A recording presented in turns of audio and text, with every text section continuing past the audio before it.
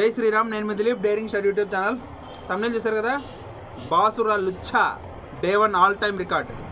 ఇది ఎందుకు పెట్టారంటే, ఈ సంవత్సరం ఇప్పటి వరకు రిలీజ్ అయిన సౌత్ ఇండియన్ మూవీస్లో హైయెస్ట్ గ్రాస్ కలెక్ట్ చేసిన సినిమాగా ఓజీ రికార్డ్ అయితే పెట్టింది, ఆల్ టైమ్ రికార్డ్ అయితే పెట్టింది.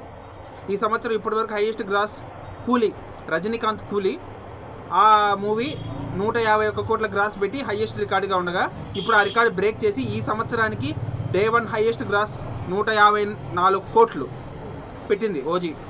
ఇంకా షేర్ పరంగా చూస్తే అరౌండ్ 90 నుంచి 95 కోట్లకు మధ్యలో ఉంది.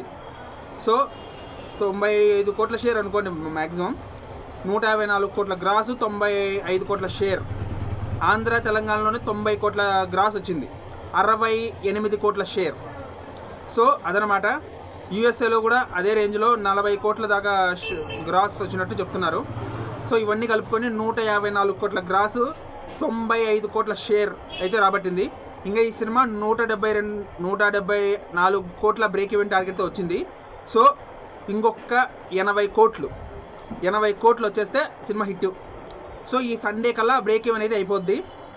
దీని గురించి మీరేమనుకున్నారో కింద కామెంట్ చేయండి. జై హింద్.